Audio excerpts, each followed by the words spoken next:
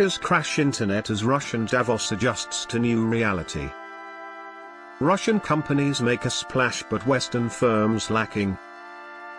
June 17, Reuters. Hackers on Friday delayed the start of President Vladimir Putin's speech to Russia's flagship economic forum, shorn of strong Western participation as Russia adjusts to the new reality of life under Western sanctions.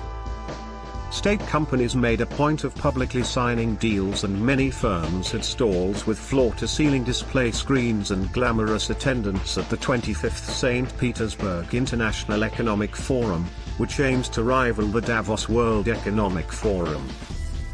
But the Western investors and investment bankers who had turned up in previous years were conspicuously absent. New business from the Italian side is just frozen, Italian businessman Vincenzo Trani told Reuters on the sidelines of the session titled New Business from the Italian Side is Just Frozen. Kremlin spokesperson Dmitry Peskov said a denial-of-service attack, which works by flooding servers with bogus traffic, had struck the forum's accreditation and admission systems. He did not apportion blame, but the situation in Ukraine loomed large. As Russian forces moved into Ukraine on February 24, Kyiv called on hacktivists to help. There was no immediate response from Ukraine to what is known as a distributed denial of service, a basic form of digital disruption that has been used heavily by both sides of the Russia-Ukraine conflict. Internet connectivity and speeds suffered at the forum, and Putin's speech, in which he accused the West of trying to crush his country with an economic blitzkrieg, was delayed by a little over 100 minutes. Western sanctions against Russia over its actions in Ukraine combined with related supply chain issues have starkly altered Russia's export-import dynamics, with the country now looking to the likes of China and India and turning away from the West. Key banks have lost access to the global payments system SWIFT, Western brands are shunning the country and selling up in a hurry, writing off billions of dollars in assets, and the European Union has promised an embargo on Russian oil. Deputy Prime Minister Dmitry Chernyshchenko lamented Russia's backwardness in technology, and said the painful process of Russia switching to its own technology was underway. You are competing with global companies that have overtaken you by whole generations, he told an audience of Russian business representatives. The CEO of Russia's top lender Sberbank, summed up the situation with grim irony. They say all is well with business in Russia, there are just small problems, there is no one to buy from and no one to sell to, it's impossible to pay and impossible to supply, German Grief said on Friday. This is a joke, but it reflects reality.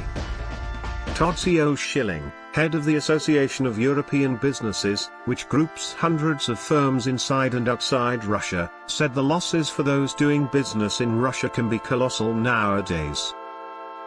Short-term prospects for companies are gloomy, he said.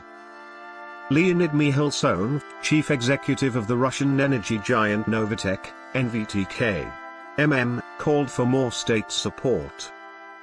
A global price squeeze in gas had created a window of opportunity that Russia, heavily reliant on its vast fossil fuel exports, needed to seize before it closed, he said. But his company could not commission a compression line, a key part of his industry, without components that are now restricted by sanctions from sale to Russia. We have to create a domestic liquefaction technology for this, he said. A full-fledged localization program is required, provided with full funding. Russian companies usually offer interviews and make big announcements at the forum, the main event in Russia's corporate calendar, but this year speakers were thin on the ground. Many Russian firms are grappling with how to handle their communications, said Ksenia Kasyanova, R&D director at PR company Cross. She said they were torn between wanting to restore demand and the fear that any comments might not be publicized with as much context as they would like. Faced with this dilemma, business people are eventually settling on the complicated task of loudly keeping silent, Kasyanova said, putting the company in the public field but minimizing communications and advertising. Italian investor Trani, who founded one of Russia's largest car-sharing firms, Delimobile, said Russian and international companies were craving stability. No company can have aggressive development in this period, he said. We have to wait for peace.